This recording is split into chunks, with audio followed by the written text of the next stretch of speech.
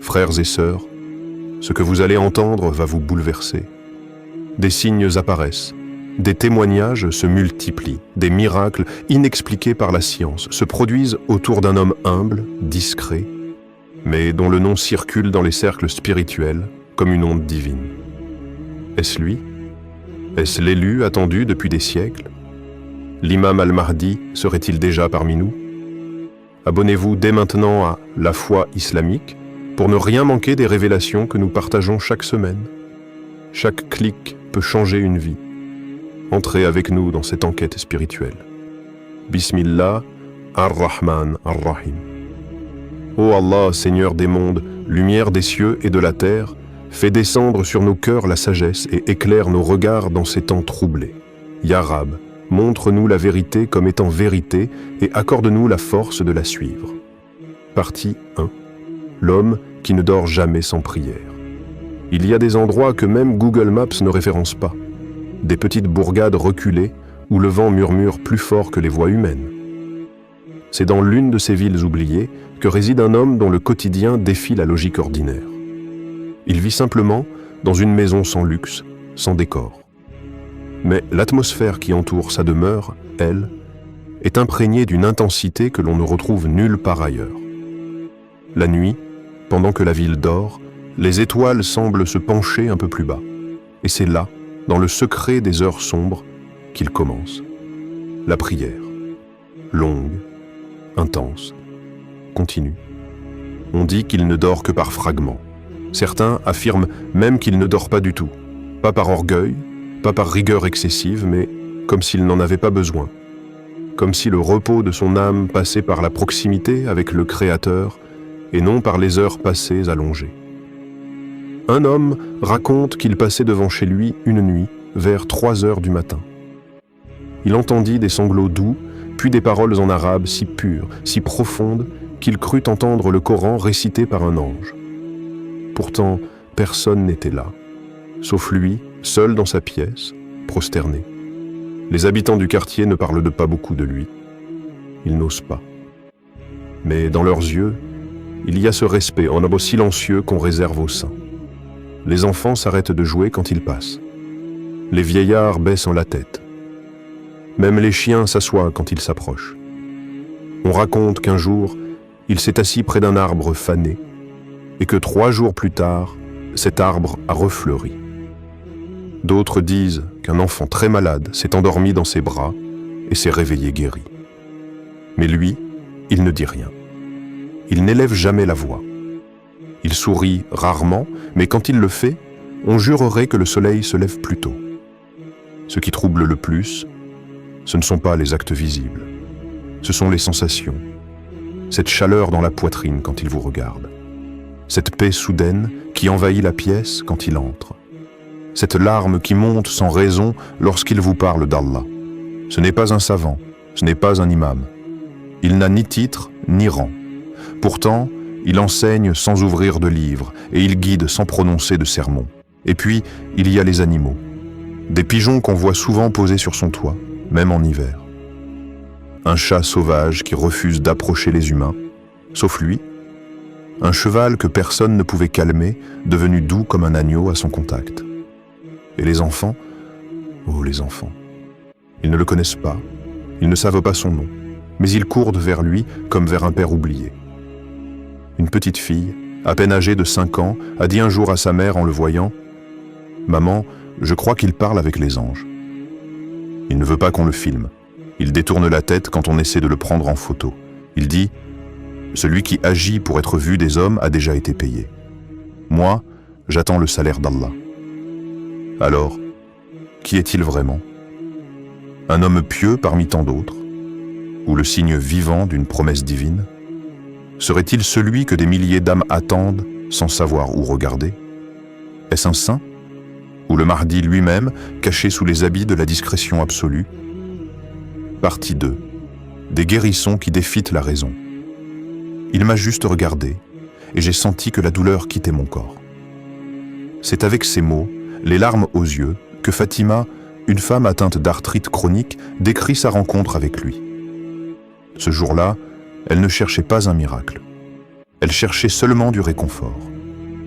Elle est repartie sans canne, les mains tremblantes, mais non plus de douleur. Elle n'a jamais compris comment.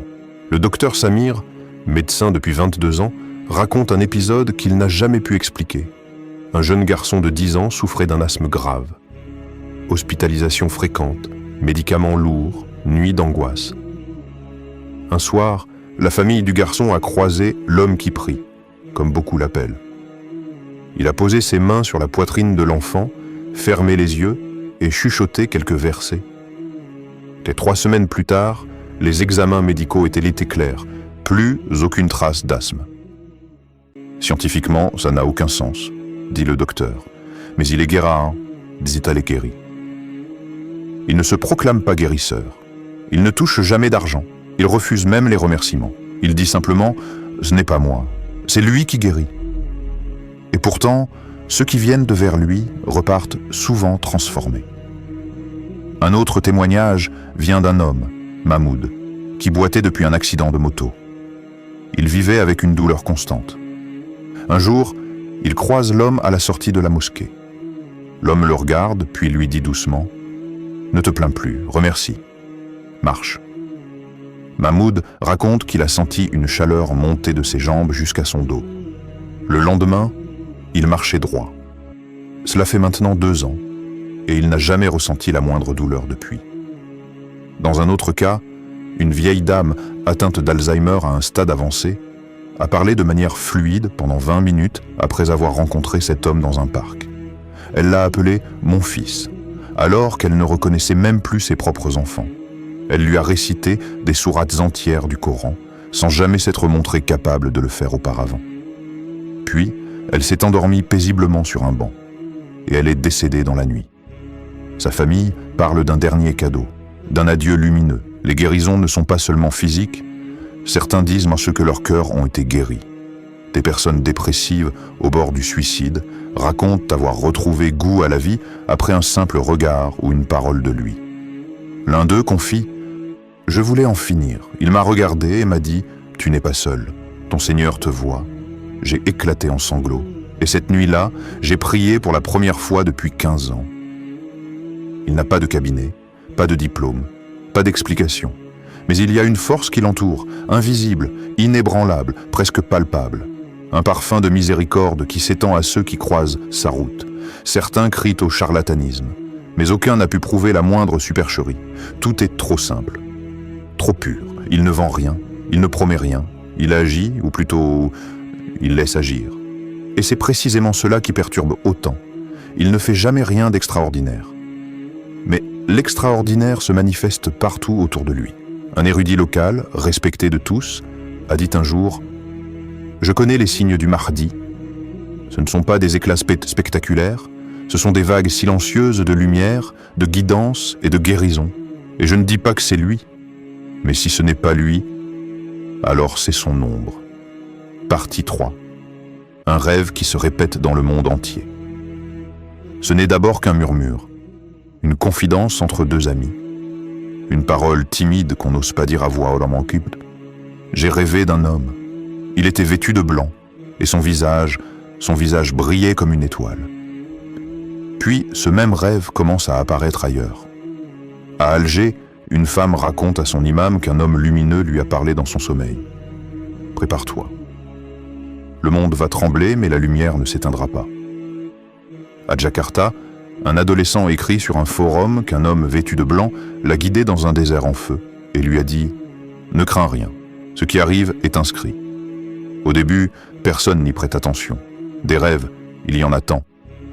Mais quand ces récits se multiplient, quand les mots utilisés par des gens qui ne se connaissent pas commencent à se ressembler, l'inquiétude et l'émerveillement s'entrelacent.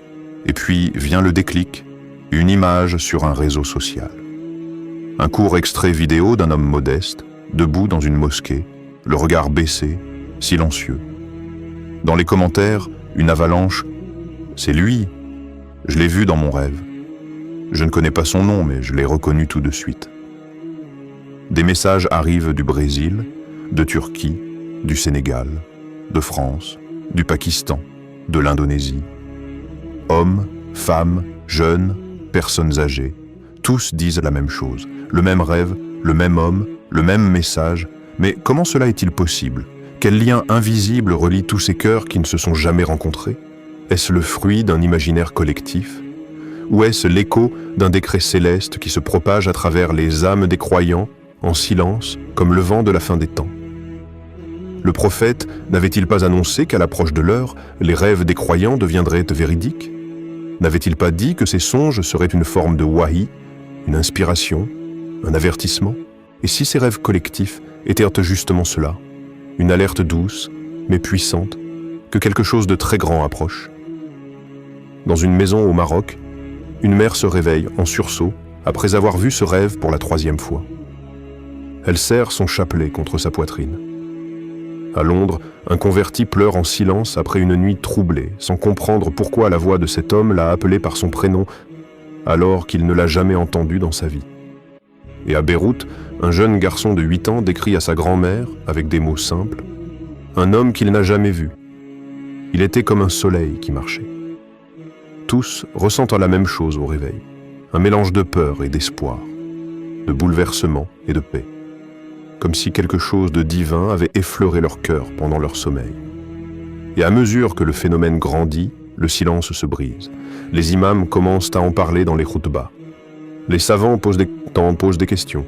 Certains rejettent, d'autres s'interrogent. Mais personne ne peut nier une chose. Ce rêve, cet homme, ce message, reviennent encore et encore. Un rêve? Non. Un appel. Un rappel.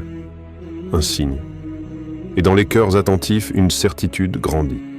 Ce n'est pas un hasard. C'est un rendez-vous. Partie 4. Des signes cosmiques autour de lui. Ce n'était pas un rêve. Ce n'était pas une illusion d'optique. C'était une lumière, claire et immobile, suspendue dans le ciel comme un verset muet. Pas de bruit, pas de clignotement. Juste cette lueur blanche au-dessus du quartier où il priait cette nuit-là. Les premiers à la voir furent les enfants. Ils ont couru chercher leurs parents, qui sont sortis dans la rue, les yeux plissés vers le ciel. Certains ont filmé, d'autres ont simplement pleuré. Une vieille femme a dit « C'est le ciel qui regarde la terre ». Un adolescent a murmuré « J'ai senti que j'étais vu ». Depuis cette nuit, quelque chose a changé, comme si les éléments de la nature avaient commencé à écouter, à répondre, à obéir. Il y a eu cette sécheresse longue et étouffante qui accablait les récoltes. Les prières de la communauté restaient sans effet. Et puis il s'est avancé, après Salat al-Fajr. Il a levé les mains vers le ciel, pas un mot, juste un souffle entre ses lèvres. Le soir même, les nuages sont venus, et la pluie est tombée, doucement, longtemps. Les anciens de la mosquée, ceux dont les cheveux ont blanchi sur les tapis de prière, ont échangé des regards sans parler. Ils savaient ce qu'ils avaient dit vu. Mais comment mettre des mots sur l'invisible? Un autre soir, un incendie s'est déclaré dans un quartier voisin. Des flammes violentes poussées par le vent. Elles ont ravagé tout sur leur passage. Arbres, murs, boutiques. Et pourtant, au centre de cette trajectoire, une mosquée modeste en bois et torchis est restée intacte. L'homme y priait seul, plongé dans le qiyam. Les pompiers ont parlé d'un miracle. Les croyants ont compris en silence. Chaque détail compte. Chaque souffle de vent, chaque battement de tonnerre, chaque battement d'aile semble répondre à sa présence. Des oiseaux qui se posent sans peur sur ses épaules. Des chats errants qui le suivent en file indienne. Une brise légère qui caresse le sol quand il entre dans un lieu de prière. On pourrait penser à des coïncidences, mais combien de fois? Combien de signes avant que le doute devienne foi? Certains scientifiques interrogés parlent d'anomalies atmosphériques, d'effets naturels mal compris. Mais ceux qui vivent près de lui savent. Ils le sentent dans leur poitrine.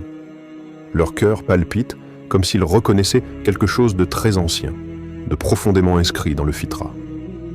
Les imams locaux restent prudents. Ils disent qu'il ne faut pas tirer de conclusions hâtives, qu'il faut observer, attendre. Mais dans leur regard, une lueur trahit leur trouble.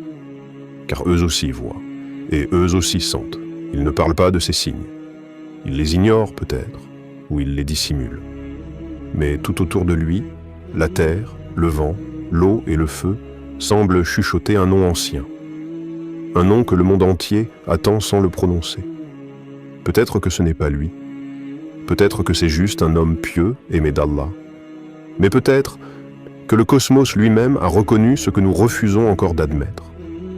Peut-être que la nature, dans son langage silencieux, nous montre ce que nos cœurs craignent de croire. Partie 5. Ce que disent les hadiths et ce que lui dit. Il y a des regards qui fuient de la lumière par humilité et non par honte. Des voix qui choisissent le silence parce que la parole serait trop lourde à porter. Et lui, cet homme que l'on croise parfois à la sortie de la mosquée, est de ceux-là. Quand on lui parle du Mahdi, il baisse les yeux, il sourit. Mais c'est un sourire triste. Il ne nie pas, il ne confirme pas. Il dit seulement « Je ne suis qu'un serviteur parmi les serviteurs d'Allah ».